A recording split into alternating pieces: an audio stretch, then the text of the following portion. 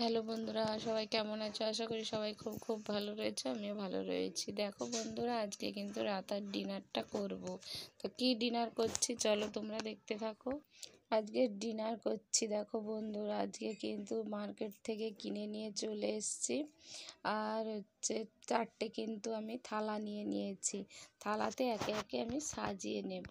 দেখো আমি কিন্তু ঠোঙাগুলো পরপর বের করে রেখে দিয়েছি। আর একটাতে রয়েছে আলু চোখা, একটাতে রয়েছে হচ্ছে স্যালাড। এরপর তাহলে আলু চোখা ও স্যালাড কী কী দিয়ে খাওয়া যেতে পারে তোমরা একটু গেস করে বলো। না বন্ধুরা, তোমাদেরকে অপেক্ষায় রাখবো না, ফাইনালি দেখিয়ে দেব যে আজকে ডিনারটা কি হচ্ছে। দেখো বড় বড় জিনিসটা কি তোমরা দেখে নাও ভালো করে। এগুলো হচ্ছে বলে দিই তাহলে বলবো না তোমরা বুঝতে পেরেছো বলবো? দেখো দেখো বলেই দিই, তোমাদেরকে কনফিউশানে রাখবো না বেশিক্ষণ, তাহলে বলেই দিচ্ছে এগুলো হচ্ছে মোগলাই। আজকে আমাদের এটাই ডিনার হবে, মোগলাই পরোটা। আর রেস্টুরেন্ট থেকে নিয়ে চলে এসেছি। দেখো বন্ধুরা কি বড় বড় সাইজের দিয়েছে, মানে একটা খেলেই পুরো কাবাব পেট ভর্তি।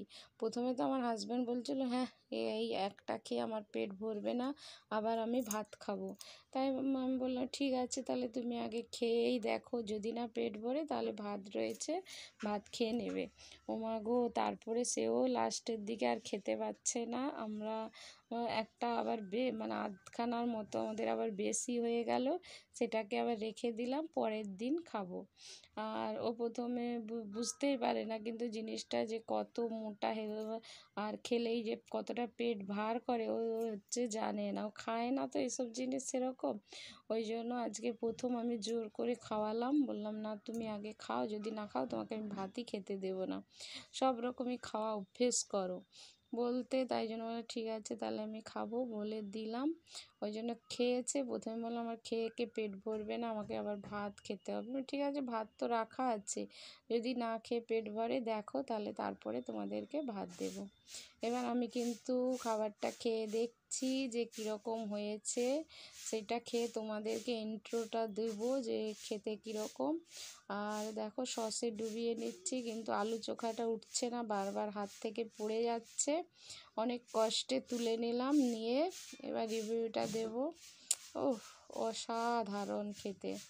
এরপর আমি কিন্তু খেয়ে খেয়ে আমার কিন্তু গালগুলো পুরো ফুলে ফুটবলের মতো ঢোল হয়ে গেছে। তোমরা হয়তো ভাবছো যে খেয়ে যাও আর ফুটবলের মতো হয়ে যাও। এই খেয়ে নিচ্ছি, দারুণ দারুণ। উফ, এরকম যদি রোজই খাওয়া যেত উফ, তাহলে জাস্ট জমে যেত। কিন্তু এই সবসময় কি রেস্টুরেন্টের খাওয়া কি ভালো? অতটাও ভালো নয়। এবার দেখো বাড়ির ফ্যামিলিকে দেখিয়ে দিচ্ছি, এই যে এরা সব খালি গায়ে বসে আছে, তাই জন্য ওদেরকে আমি কম দেখাই। আর এদিকে বড় ছেলেও বসে গেছে, সবাই মিলে খেয়ে নিচ্ছি। আর আমি তোমাদের সঙ্গে গল্প করছি, কথাগুলো মিউট করে দিয়েছি, কারণ ও প্রথমে বড় ছেলে টিভি দেখছিল, তাই জন্য টিভির আওয়াজ এসেছিলো, তাই জন্য কথাগুলো মিউট করে দিলাম।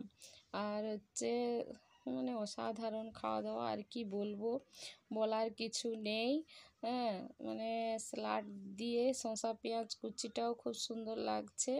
খেতে খেতে একটু বড় ছেলের সঙ্গে গল্প করছি, বলছি কীরম লাগছে খেতে, বলছে হ্যাঁ খুব ভালো। ও প্রথমে বিরিয়ানি খাবে বলেছিল, আমি বলছি যে না, বিরিয়ানি তবু আমি যখন তখন বাড়িতে বানিয়ে খাই, কিন্তু এই হচ্ছে এটা অতটা বাড়িতে আমি বানাতে পারি না। হচ্ছে যখনই বানাতে যাই ভিতরে ডিমটা পাতলার মতো গড়ে চলে আসে, ঠিক পারি না। ওই জন্য মোগলাইটা আমার রেস্টুরেন্ট থেকে এনেই খেতে ভালো লাগে।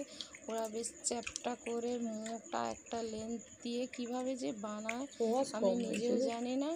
তো চলো দেখতে থাকো, আমি কিন্তু খেয়ে নিচ্ছি। আর কার কার এরকম মোগলাই খেতে ভালো লাগে তোমরা একটু কমেন্টে জানাবে। চলো দেখতে থাকো।